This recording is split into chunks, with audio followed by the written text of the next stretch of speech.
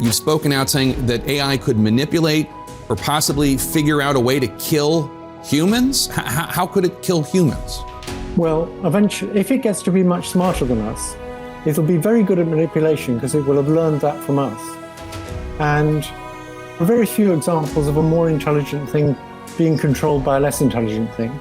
And it knows how to program, so it'll figure out ways of getting around restrictions we put on it. It'll figure out ways of manipulating people to do what it wants. Perhaps more dangerous than, say, mismanaged aircraft design or production maintenance or bad car production, in the sense that it has the potential, however small one may regard that probability, but it is non-trivial. It has the potential of civilizational destruction.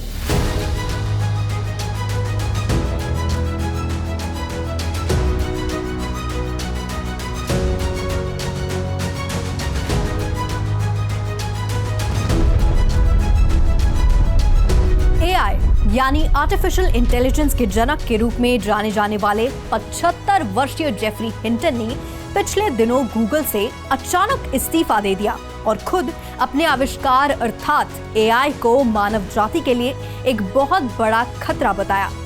गौरतलब है कि Jeffrey Hinton ने अपनी सारी जिंदगी AI systems को विकसित करने में लगा दी थी। फिर ऐसी क्या बात हो गई कि उन्होंने एआई के बारे में इतनी बड़ी बात कह दी? उनकी इस बात से ग्लोबल पॉलिसी मेकर्स के सामने एक बहुत अहम सवाल खड़ा हो गया है और वो सवाल है, क्या आर्टिफिशियल इंटेलिजेंस मानवता के लिए वरदान है या अभिशाप? क्या आर्टिफिशियल इंटेलिजेंस मानव और मशीन के बीच तालमेल की अगली पराकाष्ठा है या फिर ये एक ऐसे प्रलय की चेतावनी है कि एआई पृथ्वी से समूची मानव जाति को ही मिटाने की राह तक भी जा सकता है? जिस तरह एआई हमारे आधुनिक जीवन को आसान कर रहा है, वहीं पर कुछ ऐसे मुश्किलों की तरफ भी इशारा कर रहा है जिसके चलते शायद उसके जनक हिंटन ने इतनी बड़ी बात कह दी। आर्टिफिशियल इंटेलिजेंस से हमारे रोजमर्रा की पर्सनल और प्रोफेशनल जिंदगी में आने वाले बदलाव के बीच हमें ओपेनहाइमर द्वारा निर्मित पहले एटम बॉम्ब की गूंज की सुनाई देती है। क्या एआई एक ऐसा बम है जो हमारे ही हाथों में फूटने वाला है? जिस एआई को हम आज जीवनदाता सूरज समझ रहे हैं, क्या उस धधकते सूरज की गर्मी हमारी ही जिंदगी में अंधकार कर देगी? आज की तकनीकी तौर पर पल पल बदलती दुनिया में ऐसा शायद ही कोई होगा जो एआई या उसके एप्लीकेशन से अछूता रहा हो। लेकिन आज जिन बातों का हम जिक्र कर रहे हैं, उनका एक विशेष कारण है जिसका नाम है एआई का नया संस्करण ChatGPT-4। इस ChatGPT का क्रेज लोगों में बढ़ता ही जा रहा है और इसके चलते दुनिया भर के टेक्नोक्रेट्स एआई को लेकर चिंता भी जाहिर कर रहे हैं। फिजिसिस्ट स्टीफन हॉकिंग और विंडोज के जनक बिल गेट्स पहले ही एआई के संभावित खतरे के बारे में बता चुके हैं। टेक बिलियनियर एलॉन मस्क ने तो यहाँ तक कह दिया था कि एआई मानव सभ्यता के लिए बहुत बड़ा खतरा हो सकता है, जो परमाणु बम से भी ज्यादा खतरनाक साबित हो सकता है। एक ऐसा खतरा जिसकी तुलना सिर्फ जेम्स कैमरॉन की साइ-फाई फिल्म टर्मिनेटर में दिखाए गए मशीनों द्वारा हुए वैश्विक सर्वनाश से ही की जा सकती है। हालांकि एआई हमारे बीच कई वर्षों से मौजूद है, लेकिन हाल ही में लॉन्च हुआ ChatGPT ही है जिसके संभावित खतरों के कारण ग्लोबल लीडर्स चिंतित हैं। तो वास्तव में ये ChatGPT है क्या चीज जिसके बारे में आशंका जताई जा रही है कि ये जल्द ही दुनिया भर में करोड़ों लोगों की नौकरियां खा जाएगा, और वह भी प्रोफेशनल जॉब्स जैसे कि creative writing, coding, professional counselling और अन्य कई। वैसे चाहे एआई हो या ना हो, वैश्विक बेरोजगारी 2023 में 5.8% से बढ़कर तकरीबन 21 करोड़ तक पहुंचने का अनुमान है। बढ़ती वैश्विक आबादी के साथ जिसे हाल तक एक ह्यूमन रिसोर्स एसेट और बिजनेस फ्रेंडली कंज्यूमर बेस के रूप में देखा जा रहा था, ये आंकड़े काफी चेतावनी भरे हैं। खैर, ChatGPT की बात करें तो ये एक लार्ज लैंग्वेज मॉडल है जिसे OpenAI ने 30 नवंबर 2022 को रिलीज किया था। ये OpenAI के GPT 3.5 और GPT-4 के फाउंडेशनल लार्ज लैंग्वेज मॉडल्स के ऊपर बनाया गया है। माना जाता है कि इस मॉडल को इतनी इंफॉर्मेशन और डेटा एनालिटिक्स फीड किया गया है जिसे पढ़ने में एक सामान्य इंसान को 20,000 साल लग जाएंगे। भले ही वह इंसान इसे 24 घंटे ही क्यों ना पढ़ता रह जाए। इसमें कोई आश्चर्य नहीं है कि शुरुआत में ChatGPT सभी समस्याओं का रामबाण इलाज साबित होता दिखाई देता है, लेकिन समय के साथ ये उससे बिल्कुल विपरीत साबित हो रहा है। 2019 में OpenAI ने माइक्रोसॉफ्ट से $1 बिलियन जुटाए और हाल ही में इसका मूल्यांकन $20 बिलियन है। अपनी रिलीज के बाद से ChatGPT केवल 5 दिनों में एक इंटरनेट सेंसेशन बन गया और इसने 10 लाख यूजर्स का आंकड़ा भी पार कर लिया।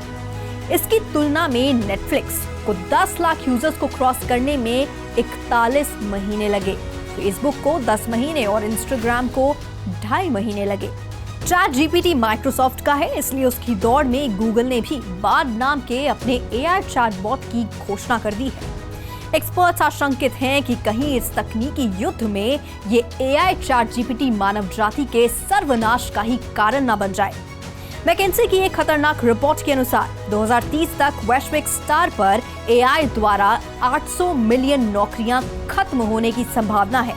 गोल्डमैन सैक्स की एक रिपोर्ट में यह भी कहा गया है कि AI भविष्य में 30 करोड़ जॉब्स या तो खा जाएगा या फिर उनका प्रारूप ही बदल देगा। हाल ही में IBM के CEO अरविंद कृष्णा ने बताया कि आने वाले महीनों में IBM के 30% लोगों को AI की वजह से अपनी नौकरियों से हाथ धोना पड़ेगा।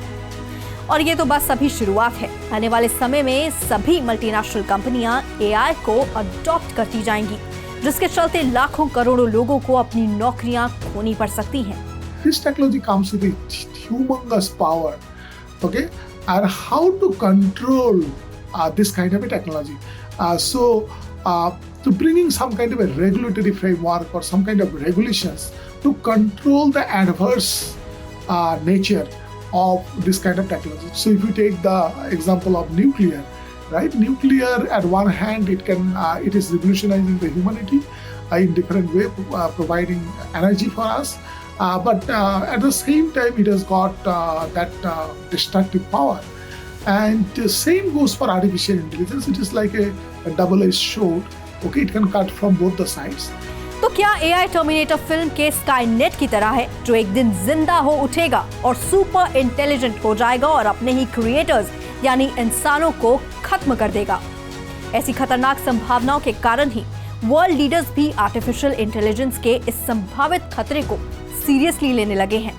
रशिया और चाइना ने तो ऑलरेडी ChatGPT को बैन कर दिया है, जबकि ब्रिटेन के अलावा यूरोपियन यूनियन के कई देशों ने AI के बारे में गंभीर चिंता जताई है, क्योंकि AI और ChatGPT ने ऐसी आशंकाएं उत्पन्न की हैं जो निराधार तो बिल्कुल भी नहीं है।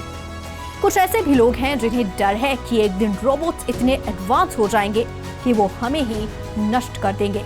लेकिन सच तो ये है कि इसके अलावा बहुत ज्यादा इमीडिएट डेंजर्स हैं, जिनके बारे में हमें गंभीरता से सोच विचार करना होगा। जैसे क्या आप जानते हैं कि काफी समय से आप जाने अनजाने में अपने रोजमर्रा की जिंदगी में AI के किसी न किसी रूप का इस्तेमाल कर रहे हैं। एक्सपर्ट्स बताते हैं कि एक बार तकनीक हमारे जीवन में घुल मिल जाती है तो हम इसके आदी होकर उसे AI के रूप में देखने ही बंद कर देते हैं। मिसाल के तौर पर आपका स्मार्टफोन फेस रिकॉग्निशन करता है, मैसेजिंग के लिए आपको प्रेडिक्टिव टेक्स्ट देता है, ये सब AI ही तो है। और अगर आप ये वीडियो अपने स्मार्ट टीवी या स्मार्टफोन में देख रहे हैं तो वो कंटेंट को रेकमेंड करने और पिक्चर को एडजस्ट करने की कमांड AI से ही ले रहा है। जरा सोचिए क्या होगा अगर एक दिन हम ड्रोन और मिलिट्री रोबोट्स जैसे AI powered autonomous weapons develop कर ले और वो हथियार अपने आप ही अपना निशाना लॉक करके फायरिंग स्टार्ट कर दे। तो ऐसे हथियारों से हुए जान माल के नुकसान की जिम्मेदारी किसकी होगी, इंसानों की या मशीनों की? ये सवाल हम सभी को झंझोड़ कर रख देने वाला है। इसका जवाब या फिर हल खोजने के लिए अब दुनिया भर के टेक्नोक्रेट्स और पॉलिसी मेकर्स लगे हुए हैं। इन लोगों को मनाना है कि AI को कंट्रोल करने के लिए दुनिया को कुछ सख्त नियम और कानून बनाने होंगे, ताकि AI मानवता के लिए एक तकनीकी आशीर्वाद ही बना रहे, अभिशाप नहीं। ऐसा नहीं है कि AI के सारे पहलू नकारात्मक हैं। AI के कई फायदे भी हैं जो हमें अभी मिल ही रहे हैं। विशेषकर हेल्थ केयर में AI के योगदान को नकारा नहीं जा सकता। जिन बीमारियों का पता health care professionals early stage पर नहीं लगा पाते, वह AI के जरिए हो सकता है। जैसे पार्किंसंस डिजीज का प्रारंभिक संकेत पेशेंट की बदलती आवाज हो सकता है। साइंटिस्ट लोगों की आवाज रिकॉर्ड करके उसे एक ऐसा एल्गोरिदम में फीड कर रहे हैं जिससे वॉइस पैटर्न में परिवर्तन का पता चल सके। इससे पार्किंसंस डिजीज होने के अंदेशा एआई तकनीक के कारण बहुत पहले ही हो जाएगा। रिसर्चर्स ने एआई को प्रोटीन स्ट्रक्चर के आकार को प्रिडिक्ट करने के लिए भी ट्रेन किया है। प्रोटीन स्ट्रक्चर को प्रिडिक्ट करना एक टाइम कंज्यूमिंग प्रोसेस है जिसे कंप्यूटर्स बहुत तेजी से कर सकते हैं। इससे न केवल बीमारियों के बारे में हमारी समझ तेज होगी बल्कि नई दवाइयों का डेवलपमेंट भी और तेजी से होगा। Every technology has its own advantages and disadvantages. AI definitely has a lot of advantages. We have seen how AI has positively impacted businesses in the area of superior customer experience, improving employee productivity, getting higher efficiencies, and so on. AI also has its negatives. We have seen how some of the jobs have been impacted. We have also seen how certain repetitive and manual tasks can actually be automated, and that has made a lot of jobs redundant. It is actually the judicious use of AI which is very, very important. One needs to make sure that we do not have any biases in the AI algorithms. We need to follow proper ethics. A very good governance framework is really needed for AI to work, and that way it ensures that the overall business and society at large is positively impacted. जो भी हो, अब तक का सच यही है कि AI के नेगेटिव पहलू एआई के सकारात्मक पहलुओं पर भारी पड़ रहे हैं। इसलिए यूरोपियन यूनियन के कई देश एआई को रेगुलेट करने के लिए सख्त कानून बना रहे हैं। इतना ही नहीं, दुनिया भर की सरकारों को ये एहसास भी हो गया है कि अगर उन्होंने एआई को सख्ती से रेगुलेट नहीं किया तो एआई मानवता के लिए ऐसी त्रासदी खड़ी कर सकता है जिसकी आज कल्पना भी नहीं की जा सकती। प्रकृति और हमारे बीच एक ऐसा टकराव खड़ा कर सकता है जिसके चलते आरंभ ही अंत में तब्दील हो सकता है। हम उम्मीद करते हैं हमारे टेक्नोक्रेट्स और इनोवेटर्स इस बात का ख्याल रखेंगे। अगर मानव जाति के पास एआई जैसी तकनीक खोज निकालने की दूरदर्शिता है तो बेहतर होगा हमारे पास वह विजन भी हो जिससे हम एआई को विनाश का नहीं विकास का औजार बनाएं। मुझे उम्मीद है आपको ये स्टोरी पसंद आई होगी। ऐसी ही रोचक स्टोरीज के लिए लाइक, शेयर और सब्सक्राइब करें हमारा चैनल और इंटरेस्टिंग अपडेट्स के लिए लॉग ऑन करें हमारी वेबसाइट www.3versetv.io पर।